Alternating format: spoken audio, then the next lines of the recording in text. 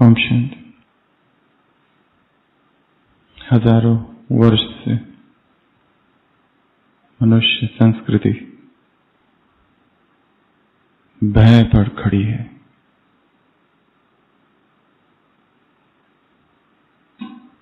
एक सूक्ष्म अज्ञात सा भय।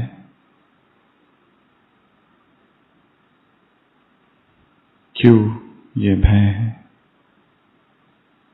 एक देश को दूसरे देश से भय, एक व्यक्ति को दूसरे व्यक्ति से भय,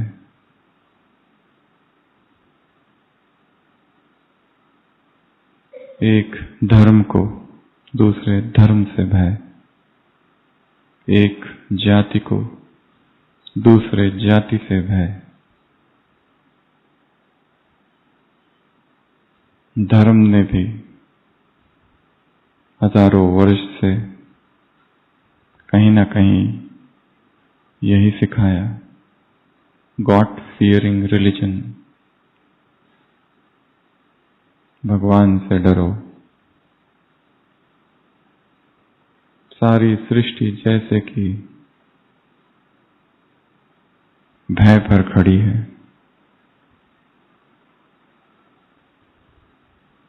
और भय का पर्यायवाची या विरोधी शब्द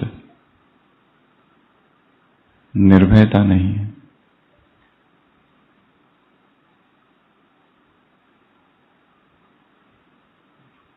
पुराने से पुरानी किताबों में यही लिखा है कि आज मनुष्य अशांत है।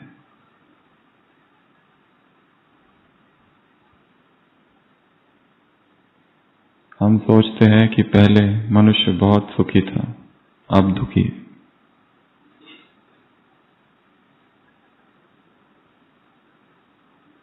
परंतु पुराने से पुरानी किताबें यही कहती है, मनुष्य अशांत है, दुखी है, भयाक्रांत है। उपनिषद, वेद सब मनुष्य को मार्ग बताते हैं शांत होने का, स्थिर होने का, अर्थात सदियों से भय की संस्कृति, दुख, पीड़ा, दर्द चालू ही है।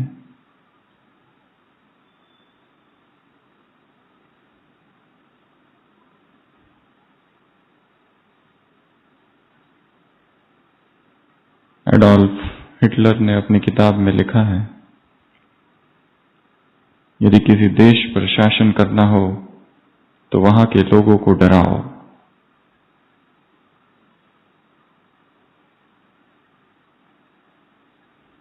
ये कैसा अज्ञात सा भय है कि हम देखते हैं उनके हाथों में तलवारें हैं। Stalin, Mussolini, Hitler, Sikandar.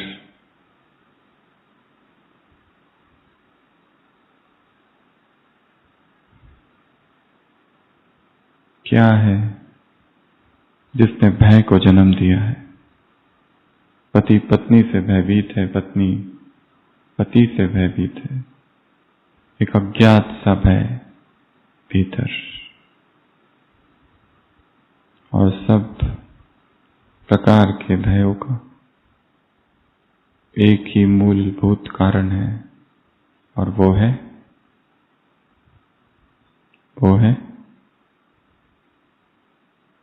क्या? प्रेम की कमी।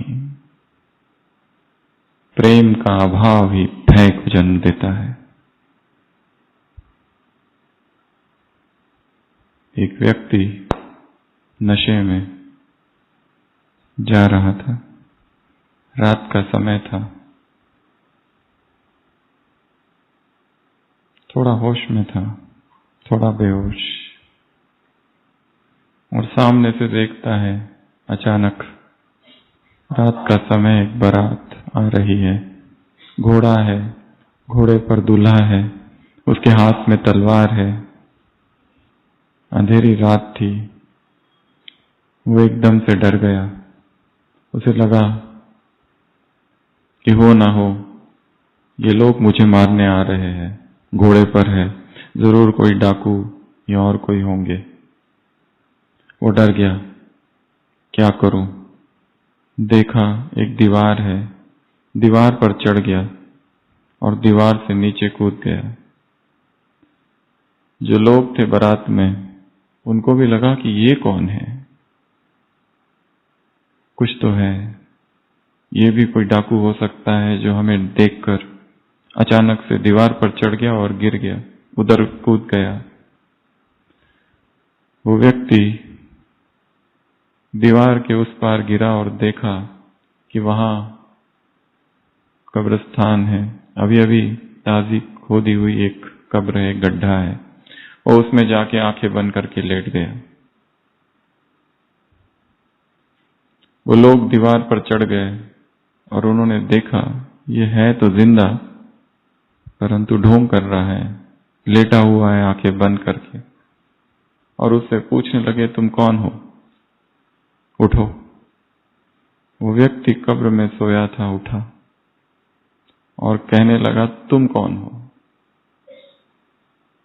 उन्होंने कहा, हम तुम्हारी वजह से यहां हैं। और उसने कहा,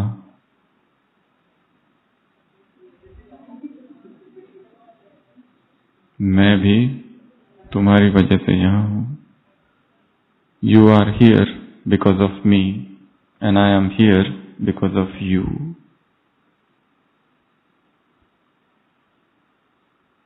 हर व्यक्ति भयभीत है,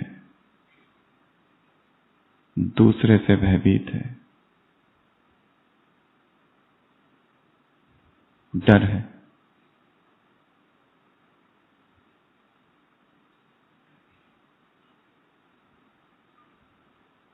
और डर का एकमात्र कारण है प्रेम की कमी, साहस की कमी नहीं, प्रेम की कमी।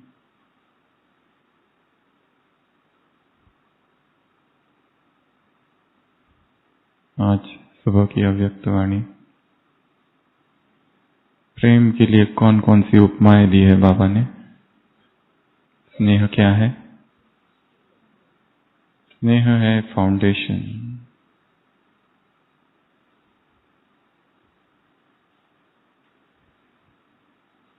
एक है दिल वाले, एक है दिमाग वाले, मुरलियों में आता है। स्नेह है चुंबक। और स्नेह क्या है? पानी। ज्ञान है बीज और स्नेह है पानी। स्नेह क्या है?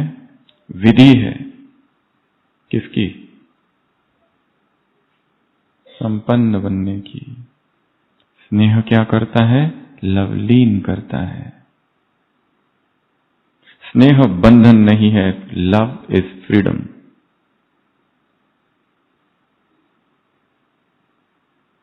प्रेम मुक्त करता है दूसरे को। प्रेम अशरीरी है, उसका शरीर से कोई लेना देना नहीं है। Love is bodiless, love is independent, स्वतंत्र है। लव इज सेल्फलेस, निस्वार्थ है। Love is without expectation. जहां अपेक्षाएं आ गई वहां प्रेम नहीं, स्वार्थ होता है। Love is selfless, love is unconditional. प्रेम कैसा है? सच्चा स्नेह, दिल का स्नेह, बिना किसी शर्त के बेशर्त। लव इज नॉट बिजनेस, व्यापार नहीं। तुम दो तो मैं दूं। प्रेम देना जानता है, लेना नहीं।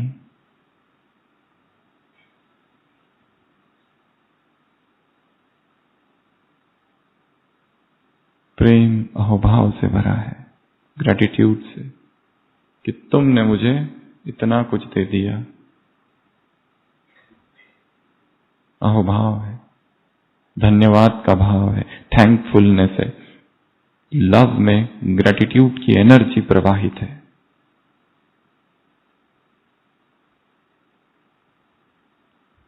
Love knows no complaint.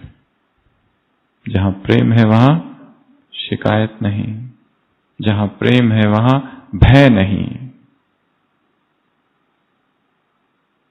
भयभीत करने में मजा आता है, सैडिस्टिक प्लेजर उसको कहते हैं। खलील गिब्रान ने अपनी एक कविता में लिखा है, मैं जा रहा था खेत से और खेत में मुझे वो झूठा आदमी मिला। वो झूठा आदमी पता है ना, खेत में खड़ा रहता है ना ऐसा।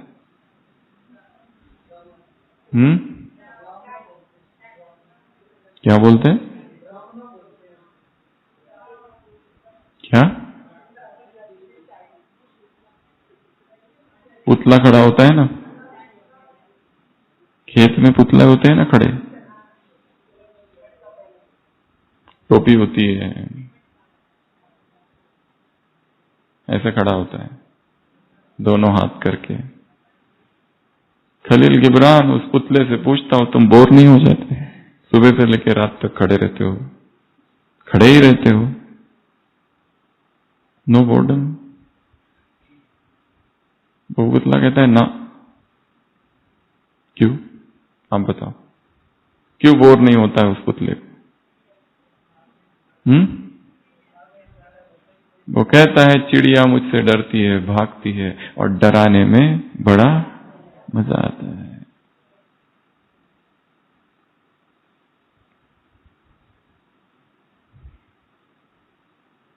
हम भी तो डराते ही है एक दूसरे को।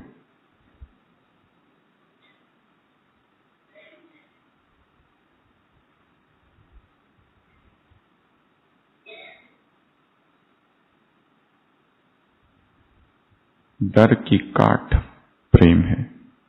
Love is the antidote for fear. और जहां भय है वहां कभी भी प्रेम नहीं पनपता। धर्म सिखाते हैं ईश्वर से भयभीत रहो। बाइबल में दिखाया है जीसस क्राइस्ट जा रहा है, कुछ लोग बैठे हैं रो रहे हैं, पूछते हैं क्यों रोते हो? वो कहते भयभीत है, हमने अभी अभी प्रवचन सुन के आए। क्या सुना? नर्क नर्क नर्क। ये नहीं करोगे तो नर्क में जाओगे, ऐसा करोगे तो ये होगा। क्वैकर्स एंड शेकर्स, ऐसे दो डिविजन है, क्वैकर्स एंड शेकर्स।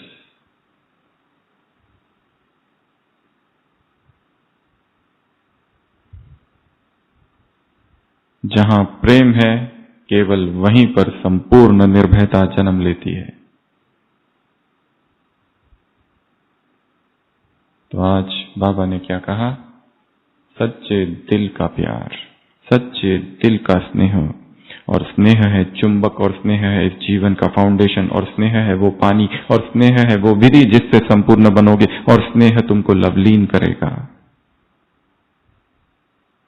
खेलते खेलते संपूर्ण बन जाओगे।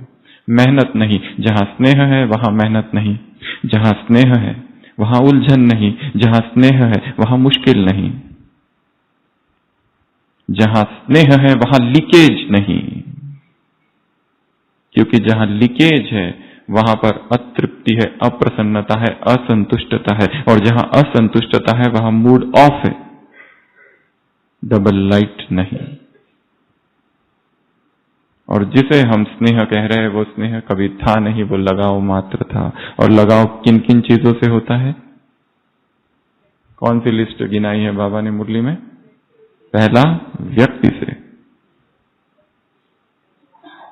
व्यक्ति से लगाव है।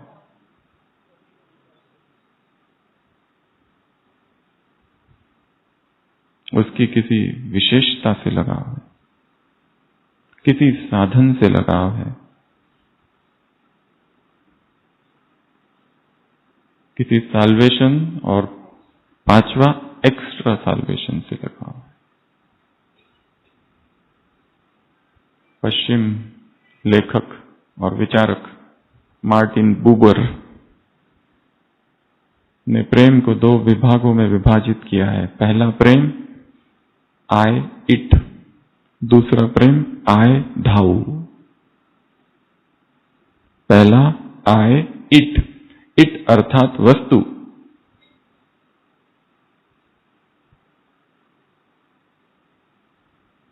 कोई वस्तु से लगाव है और वो वस्तु यदि न हो तो बेचैनी होती है। वो उस वस्तु की पकड़ इतनी ज्यादा है हम पर कि उसके अभाव में बेचैनी होती है। आई इट लव। दूसरा है आई धाऊ, कोई व्यक्ति है। धाऊ अर्थात यू। व्यक्तियों का प्रेम सीमित है, व्यक्तियों की बुद्धि भी सीमित है। एक परमात्मा प्रेम ही ऐसा है जो असीम है, जो बेहद है, अनकंडीशनल है। बाकी सभी प्रेम अंततः दुख की ओर ही ले जाते हैं।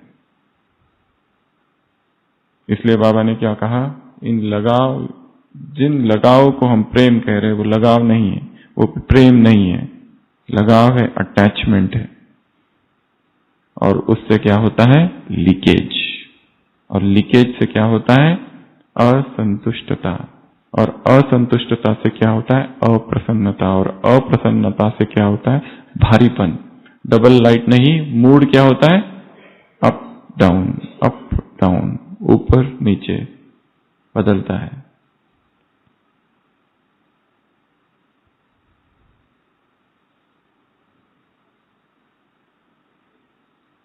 प्रेम तीन प्रकार के हैं। पहला सेल्फ लव, दूसरा लव फॉर अदर्स, और तीसरा लव फॉर गॉड, जो कि सर्वोच्च है, परम है।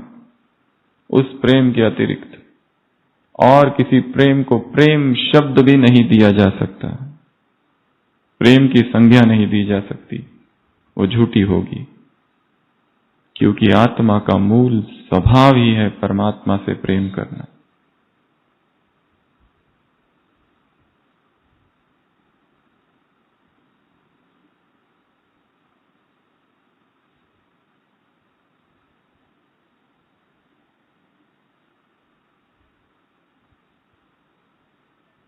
तो आज की मुरली की शुरुआत 1 2 3 4 5 ऐसा लेंगे। 1 अर्थात एक मंत्र है मुरली में। कौन सा? एक मंत्र है।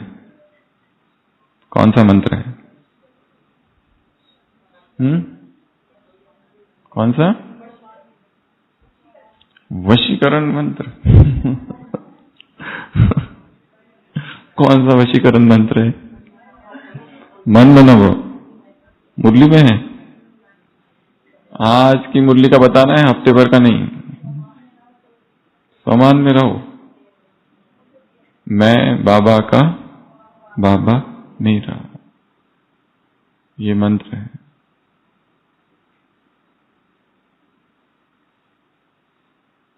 सबसे बड़ी विशेषता क्या है? बाप को जाना, बाप को पहचाना और बाप के बने।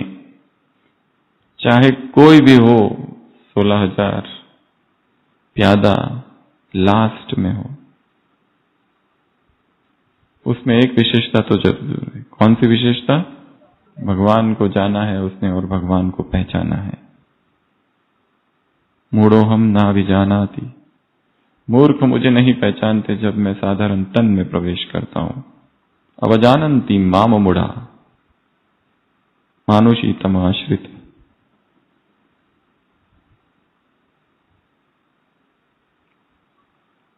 तो ये एक मंत्र है और मंत्र को सिद्ध करना होता है।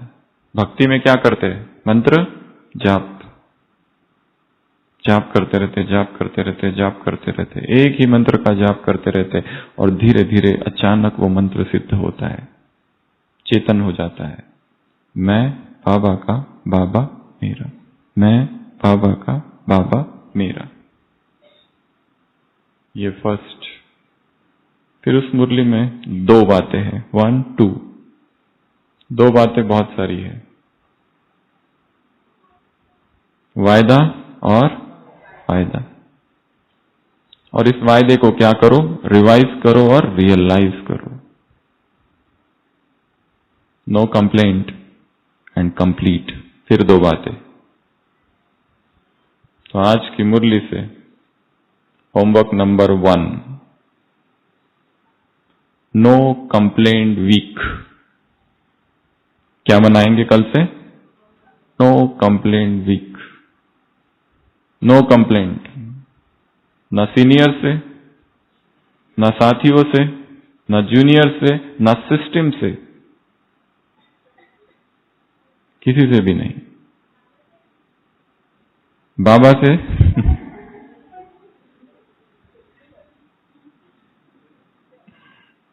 बाबा से भी कंप्लेंट है, भगवान से भी लोग अतृप्त और असंतुष्ट है ना? पर उसमें भी 2 विभाग है, एक प्यार वाला और एक दूसरा रियल। एक बहन थी जिससे मिलने हम उसके घर गए थे, जो पहले की सेवा केंद्र में थी, फिर वो चली गई छोड़कर। उसके घर में ही गीता पाठशाला थी। तो हम लोग गए थे और उसको कहा चलो मधुबन में बाबा से मिलने तो चलो। उसने कहा ना, शिव बाबा पत्थर है, मैं नहीं जाऊंगी। बहुत ज्यादा नाराज।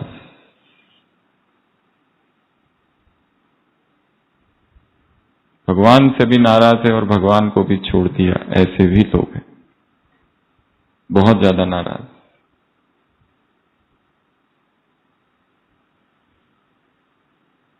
तो पहला होमवर्क क्या है इस मुरली से? No complaint.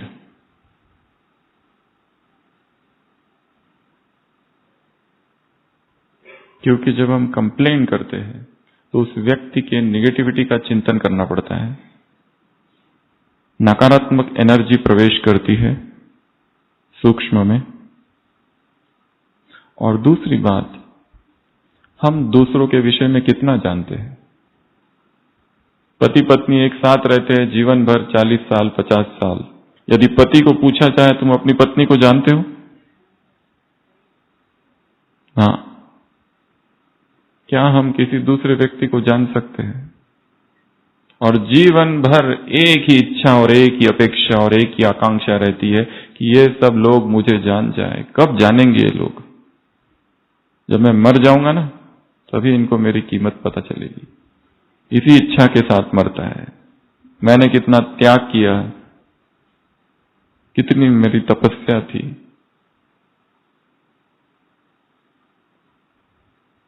हमें किसी के विषय में कुछ पता नहीं है,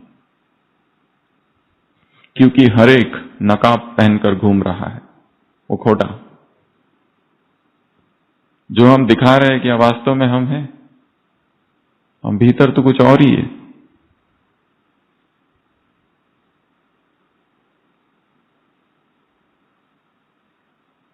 और दूसरों ने हमारे विषय में जो सोचा है वो कितना सत्य हो सकता है।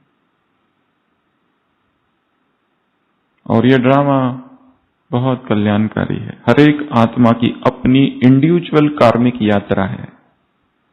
हम किसी के साथ कुछ नहीं कर सकते। वो अपनी यात्रा में आगे बढ़ रहा है, हम अपनी यात्रा में आगे बढ़ रहे हैं। तो नो कंप्लेंट वीक, मंडे से लेके तो अगले संडे तक या सैटरडे तक no complaint. Mental complaint, return complaint, nothing.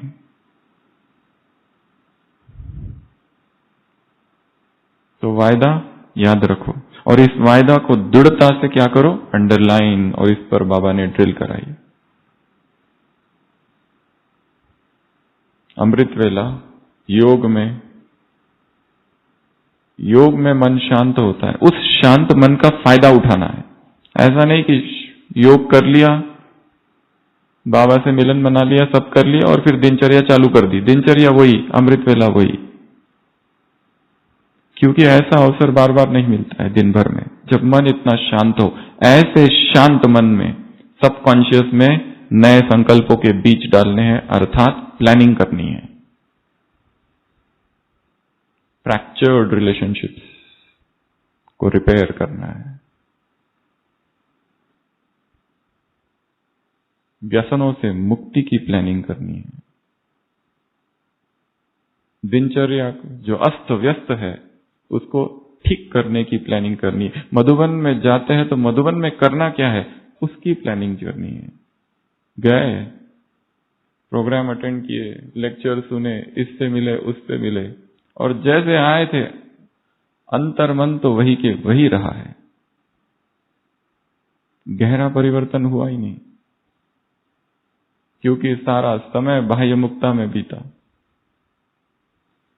लोग भक्ति करने आते हैं यहां पर, हमें ओपीडी में मिलते हैं, कहते हैं ये करने आए वो करने आए, तो हम पूछते हैं यहां कैसे आए, कहते भट्टी में। तो हो गई भट्टी? नहीं, भट्टी तो चालू है उधर, फिर यहां क्या कर रहे हो हॉस्पिटल में? तुमको वहां रहना चाहिए, भट्टी चालू है, इधर साइट सीइंग चालू है।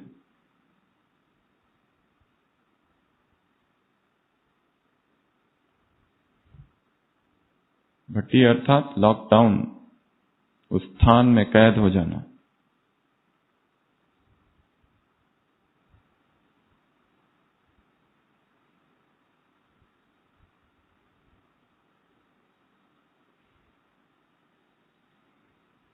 तो वायदा फायदा, रियलाइज रिवाइज करो, अनुभव के तले में जाओ, सागर के तले में जाओ, अनुभव के रत्न उठाओ, चुको।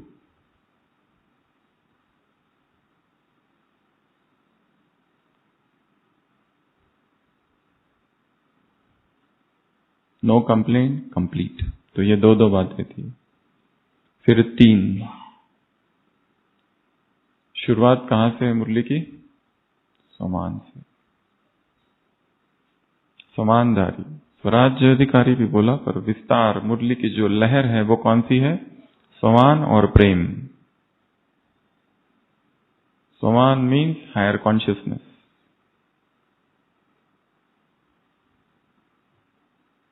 समान वो आत्म क्रांति है जो मैं को जलाती है।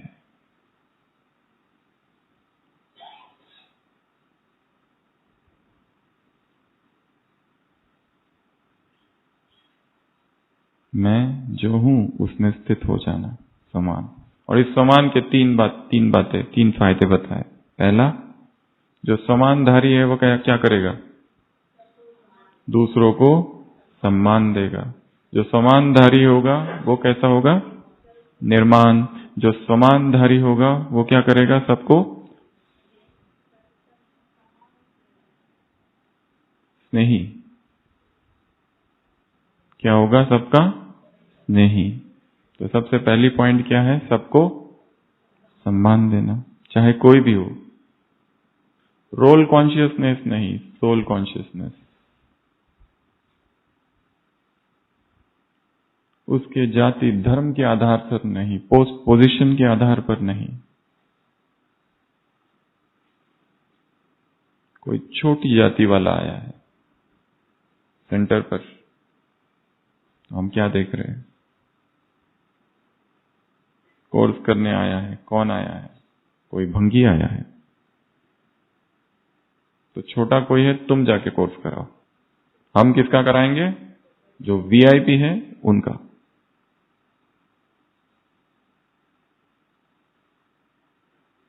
हर आत्मा को उसी नजर से देखना है जिस नजर से भगवान उसको देखता है। हर आत्मा को किस नजर से देखेंगे? भगवान जिस नजर से देखता है। वो अवगुणों को नहीं देखता है, कमजोरी को नहीं देखता। ये कितना बड़ा आर्ट है, पुरुषार्थ है, क्योंकि हमें कमजोरी ही दिखाई देती है, अवगुण दिखाई देते हैं। इसी मुरली में बाबा ने कहा अनादि आदि संस्कारों को सफल करो, मुरली के एंड में।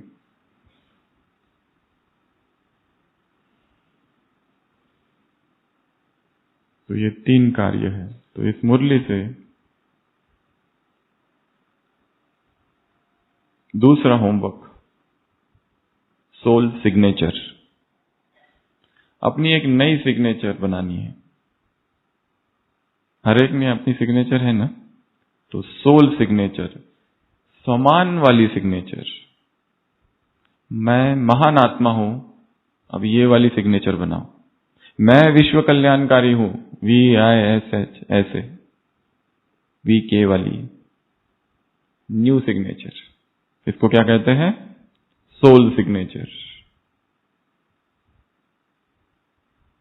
मैं परम पवित्र आत्मा हूं, इसकी सिग्नेचर। मैं देवता हूं, D, उसकी सिग्नेचर। अच्छा कार्य है ना? नई सिग्नेचर बनानी है अपनी एक, और हर दिन नई नई सिग्नेचर्स बनानी है, हस्ताक्षर, उस समान में स्थित होकर।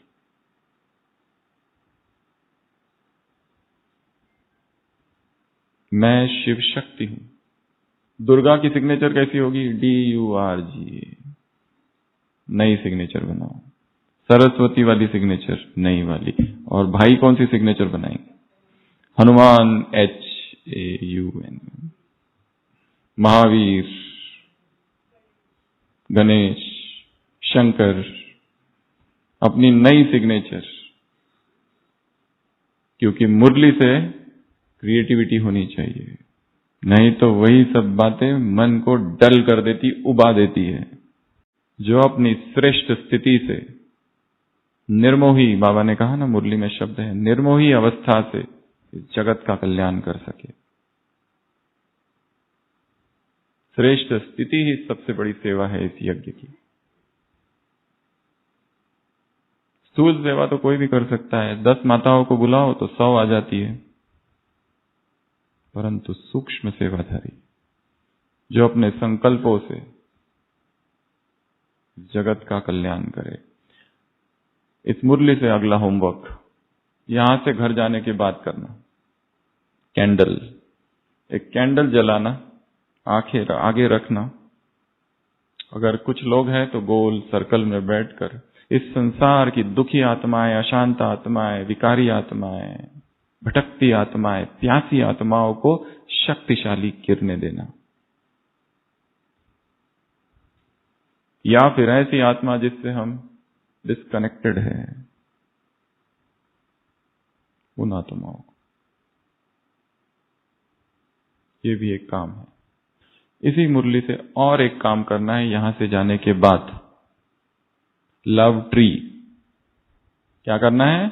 लव ट्री, एक झाड़ पौधा लगाना है जिसको नाम देंगे लव ट्री, BK फैमिली। फिर धीरे धीरे जैसे झाड़ बढ़ेगा, बड़ा होगा, उसका एक एक पत्ता अर्थात इस ब्राह्मण परिवार का एक सदस्य है। मुरली से होमवर्क निकालने हैं रोज। साकार मुरली से भी होमवर्क निकालने हैं, सोल वर्क, ताकि क्रिएटिविटी बनी रहे, रचनात्मकता बनी रहे। नहीं तो बोर, क्या हो जाता है? बोर्डम। रिपीटेशन जहां होता है वहां बोर्डम चालू होता है। राम कथा में जितने लोग सोते हैं उतने और कहीं नहीं सोते। क्यों? क्योंकि सब कुछ पता है। और ब्राह्मणों को सबसे ज्यादा नींद किस में आती है? क्यों? क्योंकि पता है बाप आए हैं, काम महाशत्रु है, आदि मध्य अंत दुख देता है, तुम्हें फूल जैसा बनना है, तुम्हें सतयुग के नजारे दिखाई दे रहे हैं, अवगुणों का त्याग करना है, बाप तुम्हें घर ले जाने आए। देह सहित देह के सर्व धर्मों को छोड़, अपने को आत्मा समझ, बाप को याद करो। और कब नींद आती है पता ही नहीं चलता है। दिव्य गुणों की धारणा करो, भाई भाई की दृष्टि रखो। सुना है, इतनी बार सुना है, इतनी बार सुना है, इतनी बार सुना है, इतनी बार सुना है। इसके लिए मुरली को क्रिएटिव बनाना है। उसमें से कोई गीत बनाओ, उसमें से कोई कविता बनाओ, उसमें से कोई संवाद बनाओ, उसमें ऐसे सोचो एक खत लिखो, उसमें ऐसे सोचो कि मैं शिव बाबा को ये मुरली सुना रहा हूं, उसका सार, उसमें से ऐसे कुछ वॉइस मैसेज तैयार करो। उसमें से ग्रीटिंग कार्ड्स तैयार करो, फ्लैश कार्ड्स तैयार करो, बैंड तैयार करो, पोस्टर तैयार करो, कोई पिक्चर तैयार करो, कोई एनिमेटेड फिल्म वीडियो तैयार करो जो कर सकते हैं, गीत गाओ जो गा सकते हैं। But there has to be done something with it. उसके साथ कुछ तो करना है, और वो कुछ ऐसा हो जो अभी तक किया नहीं है। उसके राइमिंग वर्ड्स निकालो, उसके सारे इंग्लिश वर्ड्स निकालो, उसके सारे हिंदी नए शब्द निकालो। बाप को उकीर है, ये है ज्ञान का वखर। ढूंढो, कहानियां ढूंढो, पौराणिक पात्र कौन कौन से आए वो ढूंढो, इतिहास की कौन सी बातें आए वो ढूंढो, कौन से मुहावरे आए वो ढूंढो। कुछ तो नया करो उसके साथ, तो ही वो रचनात्मक होगी। नहीं तो वही वही वही वही वही वही वही वही वही वही कब से सुने जा रहे हैं। No spark. उल्टा पढ़ो, उल्टा करके, रिवर्स रीडिंग कहते हैं उसको। वरदान से चालू करो, लास्ट पैराग्राफ फर्स्ट करो। ड्रिल को ढूंढो, text to drill conversion, text को ड्रिल में कन्वर्ट कर दो। कोई कमेंट्री बनाओ, कोई कमेंट्री लिखो, कोई संवाद लिखो दो आत्माओं का। दो आत्माएं परम धाम में एक दूसरे से क्या बातें कर रही है। नया स्वमान निकालो। आई वॉन्ट टू बिकम स्वमान किंग। कैसा स्वमान नहीं है? कौन बनना है?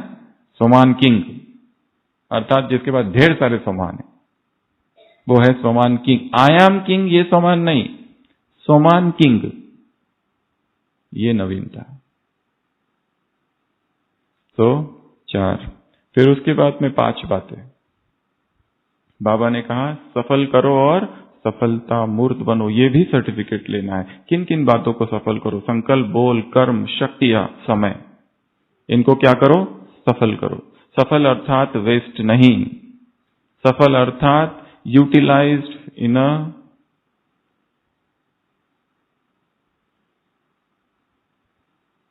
Profitable manner. कुछ तो उसका करना है। जैसे कहा, अमृत वेले शांत अवस्था होती है, उसका फायदा उठाना है। और फायदा क्या उठाएंगे? अपने व्यक्तिगत संस्कारों पर काम करना। नहीं तो अमृत वेला हो गया, वो कर लिया और आगे दिनचर्या चालू।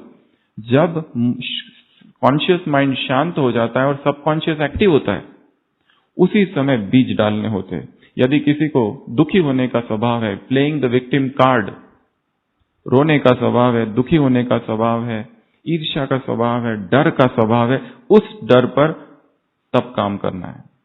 जब मन एकदम शांत हो गया है, सब कुछ बाजू में कर दो। अभी अब इस मन की इस भूमि पर नए बीज डालने हैं, स्वभाव संस्कार के, नए स्वभाव संस्कार के।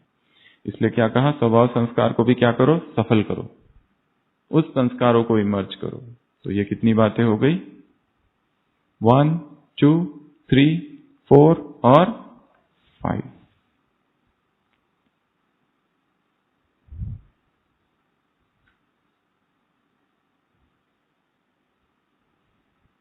और एक काम इस मुरली से,